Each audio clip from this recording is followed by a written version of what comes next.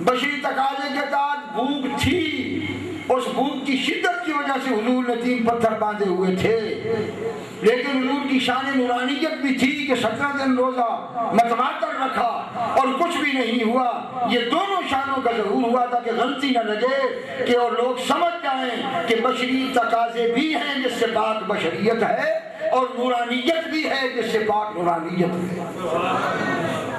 عیسیٰ علیہ السلام کو 2000 ہو گئے بغیر کھائے زندہ، اور زندہ آپ کو روٹی ہے وہاں، وہ دنیاوی اسباب ہے اور زندہ ہیں، اور 2000 ہو گئے بغیر روٹی کھائے پیے زندہ ہیں۔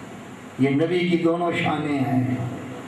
اگر نورانیت کو دیکھو تو کبھی کھانے کی انہیں ضرورت نہیں، پاک بشریت کو دیکھو تو کھاتے ہیں تاکہ بشر کے لیے شریعت ہو۔ حضور نہ پتھر باندھتے تو باقی پتھر باندھنے والوں کو ثواب کیسے ملے؟ ثواب تو تب ملے گا کہ محبوب کی ادا ہو، فاتبعونی یحببکم اللہ۔ جابر فرماتے ہیں کہ حضور نے فرمایا جب میں نے اس پر ضرب لگائی تو شام اور کیسر و کسرا کہ محلات میرے سامنے آ گئے، اور فرمایا میں نے دیکھ لیا کہ میری امت ان تمام ملکوں کو اپنے پاؤں کے نیچے رگڑے گی، یہاں تک میں نے اس کو توڑ کر دیکھ لیا۔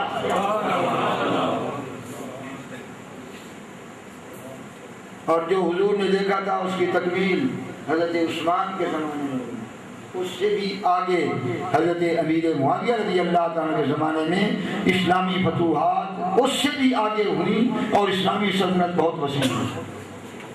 یہ سب حضور کا معجزہ تھا جس کے تحت صحابہ کرام نے اتنی روئے زمین کے اوپر کلمہ اسلام کو پہنچا۔ جابر فرماتے ہیں کہ میں بھاگ کر گھر گیا، میں نے اپنی گھر والے کو کہا آج میں نے حضور کی ایسی شان دیکھی ہے کہ مجھ سے دیکھی نہیں گئی۔ حضور نے 3 پتھر پیٹ پہ باندھے ہوئے تھے، بتا تیرے گھر میں کیا ہے؟ ہم حضور کی مہمان نوازی کرتے ہیں۔ انہوں نے کہا ایک چھوٹی سی بکری کا بچہ ہے اور کوئی 1 سا کے قریب جو پڑے ہیں، فرمایا تو ان کو چکی میں پیس، ان کا آٹا بنا کے پکا، میں اسے ذبح کرتا ہوں۔ وہ ذبح کیا، ان کو کہا کہ تم اس کو، اور جب ذبح ہو گیا اس کا گوشت بن گیا اور ہنڈیا میں رکھ دیا اور آٹا اس کا گوندھ دیا، تو کہنے لگے اب میں جاتا ہوں حضور کو عرض کرتا ہوں۔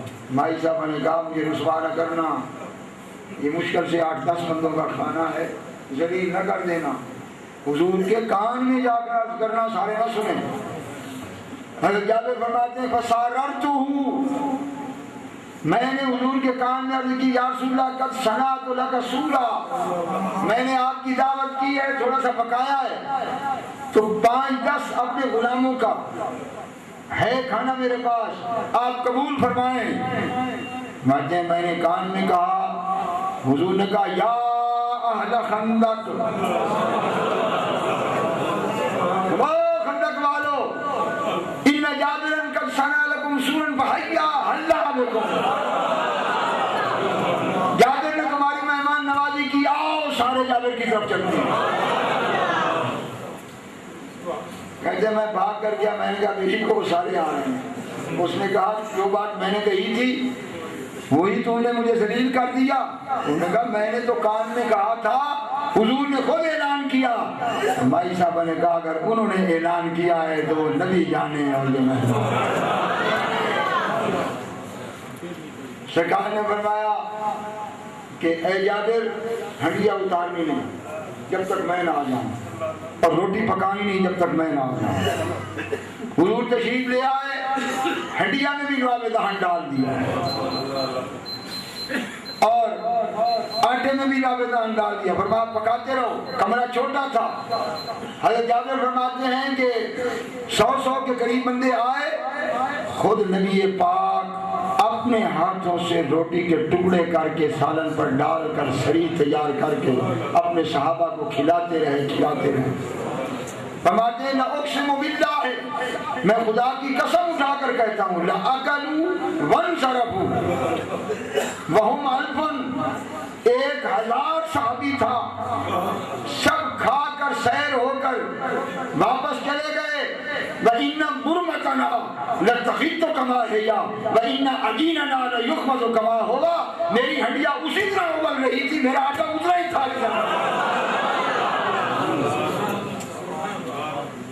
اور بابا یہ تو 1000 تھا جو کھا کر چلا گیا، اگر 1,00,000 بھی ہوتا تو اللہ نے فرماتے یہ ختم ہونے والی چیز نہیں۔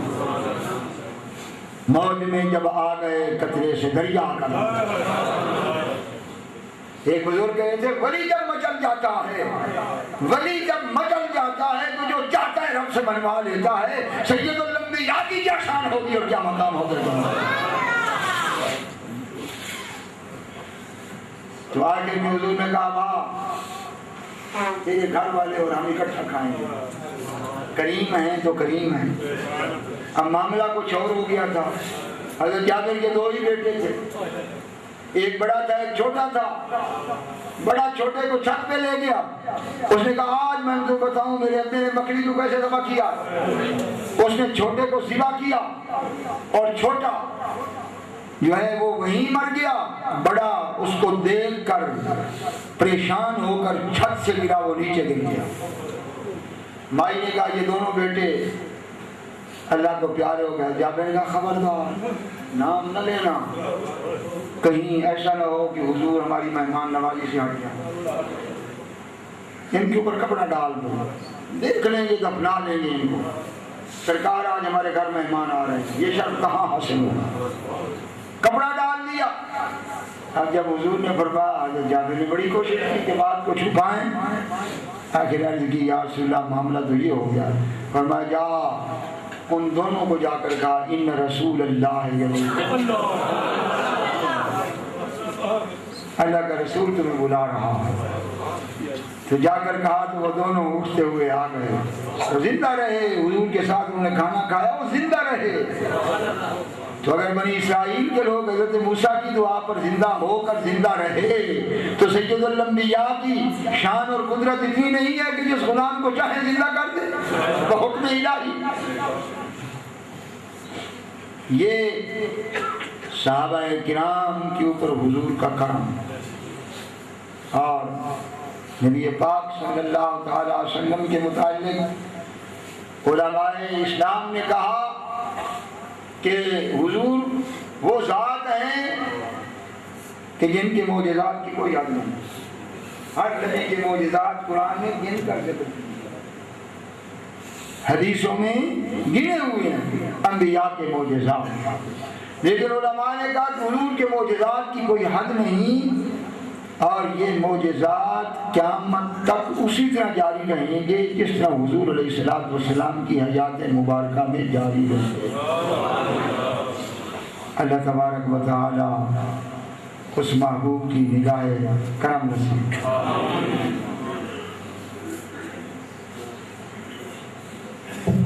کیا وہ سیدھا قرآن پاک کو قبرستان میں دفن کر سکتے ہیں؟ کوئی حرج نہیں ہے، لیکن کچھ اس کے ارد گرد نشانی ڈالیں تاکہ پتہ چلے کہ یہاں قرآن کریم دفن ہے۔ ایسا نہ ہو کہ لوگ اس کو قبر سمجھ کر، اور ویسے بہتر یہ ہے کہ بجائے قبرستان کے اسی مسجد کے اندر کوئی جگہ ہو جہاں ان کو دفن کر دیا جائے۔ مسجد میں نہ ہو تو کوئی مخصوص جگہ کر دی جائے جس میں 4 دیواری ہو، اور اس پہ لکھ دیا جائے کہ یہاں وہ سیدھا قرآن کریم مدفون ہے۔ حضور صلی اللہ علیہ وسلم کا نکاح کس نے پڑھایا؟ حضور صلی اللہ علیہ وسلم کا نکاح حضرت ابو طالب نے پڑھایا۔ حضور اکرم صلی اللہ علیہ وسلم نے کبھی آذان دی صرف 1 دفعہ دی سفر کے اندر، اور باقی آذان امام حسن اور حسین کے کان میں۔ کیا لڑکی اور لڑکا والدین سے باغی ہو کر گھر سے بھاگ کر شادی کر سکتے ہیں؟ جج نکاح پڑھا سکتا ہے؟ اسلام میں ایسی کوئی مثال موجود ہے؟ اس بات پر علماء خاموش ہیں۔ ایسی صورت میں لڑکا لڑکی آپس میں محبت اور میراث رکھتے ہیں۔ کئی گھرانوں کو تباہی سے بچانے کے لیے علماء کی رہنمائی ضروری ہے۔ بات یہ ہے کہ جب بالغ لڑکا لڑکی ہو جائے تو اسلام نے انہیں اجازت دی ہے مگر یہ حدیثیں موجود ہیں کہ جس نے اپنے وارث یا والی کے بغیر کی اس نے خیانت کی۔ تو ہمیں اتنا مجبور نہ کرو کہ ہم شریعت بدلیں، شریعت تو ہم نہیں بدل سکتے۔ حرہ بالغہ جو بالغ عاقل مرد اور عورت ہے ان کو اسلام نے حق دیا کہ وہ اپنا نکاح کرنے کے مجاز ہیں، لیکن ان کو یہ ذہن نشین رکھنا چاہیے کہ اس کو حدیث کے اندر پسند نہیں کیا یا کنڈیم کیا گیا اور کہا گیا کہ اپنے والدین اور اپنا والی جو ہے اس کی اجازت اس میں ضروری رکھو، گویا یہ ایک قسم کی خیانت قرار دی۔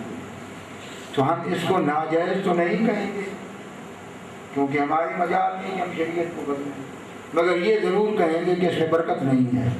برکت اسی میں ہے جس میں والدین موجود ہوں، ان کی خوشنودی ہو، ان کی رضا ہو۔ اور اس میں جو آپ نے یہ لکھا ہے کہ علماء خاموش ہیں، تو ہمیں خاموش رہیں یا ہم نہ بولیں اس کی سزا یہ بھگت رہے ہیں۔ یہ ججوں والی شادی کتنی دیر تک چلتی ہے، اخیر میں آ کر یہی تماشے ہوتے ہیں۔ تو جس کی بنیاد ہی ایسی اس کی انتہائی ایسی ہوتی ہے، تو اس لیے یہ خود بخود دم توڑ رہی ہے۔ یہ چیزیں آپ اپنے سامنے دیکھ رہے ہیں۔ ہماری نوجوان نسل کو بھی اس پہ غور کرنا چاہیے اور بزرگوں کو بھی غور کرنا چاہیے کہ وہی طریقہ اسلام کا سب سے حسین ہے۔ تعداد مسلمانوں کی موجود ہو، ان کے سامنے ہوں، والدین ہوں، عزیز و اقارب ہوں، جو اس کی برکت ہے، جو اس کا حسن ہے، وہ اس چوری چھپے کرنے میں کہاں پر ہے۔ اس میں یہ بات ضروری ہے کہ جج صاحبان